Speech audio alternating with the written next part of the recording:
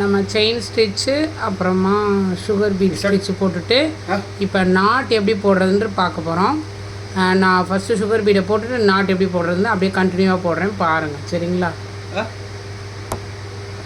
நார்மலாக அந்த லூப்பில் வந்து ஒரு பீடை ஆட் பண்ணி அப்படியே வரோம் லைனில். ஸோ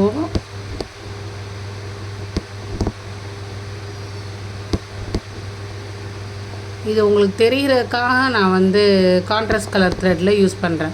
நார்மலாக அந்த கோல்டு த்ரெட் மட்டும்தான் யூஸ் பண்ணும். ஸோ இப்போ நம்ம ஒரு ஒர்க்கு போட்டு முடிச்சிட்டோன்னு வச்சுக்கோங்க. போதும், லாக் போடும். முடிச்சிட்டோன்னா இந்த லூப் வருதுல்ல, அந்த லூப்பை வந்து அண்ணா பெருசாக எடுத்து போடும்.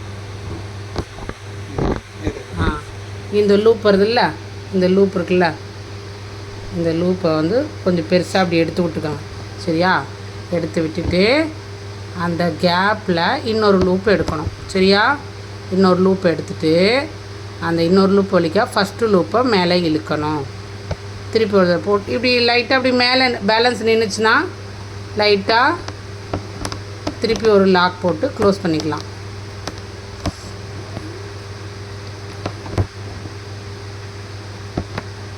திருப்பி ஒரு போட்டு காமிக்கிறேன் பாருங்கள். ஒரு பெரிய லூப் எடுத்துகிட்டு அது விட்டுட்டு திருப்பி ஒரு எக்ஸ்ட்ரா லூப் எடுக்கணும். அந்த எக்ஸ்ட்ரா லூப் வலிக்கா ஃபஸ்ட்டு லூப்பை வெளியில் இழுக்கணும்.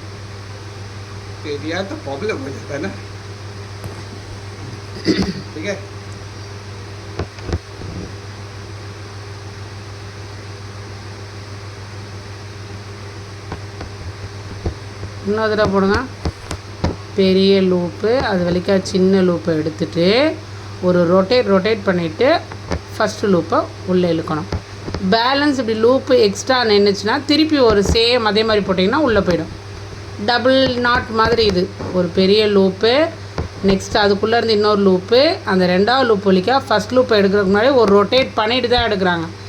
ஸோ நீங்கள் நான் இப்போ அந்த அனுப்பியிருக்க வீடியோவை ஸ்லோமோவில் வச்சு, அதாவது ஸ்பீடு கம்மி பண்ணிவிட்டு, நான் ஸ்பீடு எடிட்டில் போயிட்டு ஸ்பீடு ஸ்லோவாக பண்ணலாம் தெரியல, ஸ்லோமோவில் மாற்றிட்டு அப்படியே ஸ்லோ பண்ணி பார்த்தீங்கன்னா தெரியும்.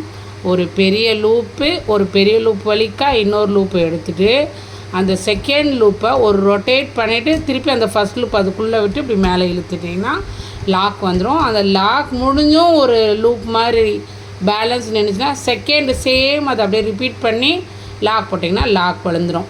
ஸோ நம்ம இதை மாதிரி ஒர்க் பண்ணுறப்ப ஃபுல்லாக ஃபினிஷிங்காக ஒர்க்கு முடிச்சுட்டு இங்கே வர கார்னரில் அந்த லாக் தான் நம்ம யூஸ் பண்ணியிருக்கோம். 2 சைடு இந்த லாக் எதுக்குன்னா நம்ம அப்போ தான் நம்ம வந்து ப்ளவுஸ் ஸ்டிச் பண்ணுறப்ப அந்த கார்னரில் வந்து ஃபினிஷிங்காக இருக்கும். இல்லாட்டினா ஒன்று பிரிஞ்சாலும் ஃபுல்லாக எல்லாத்தையும் பிரிய ஆரம்பிச்சிடும். சரிங்களா?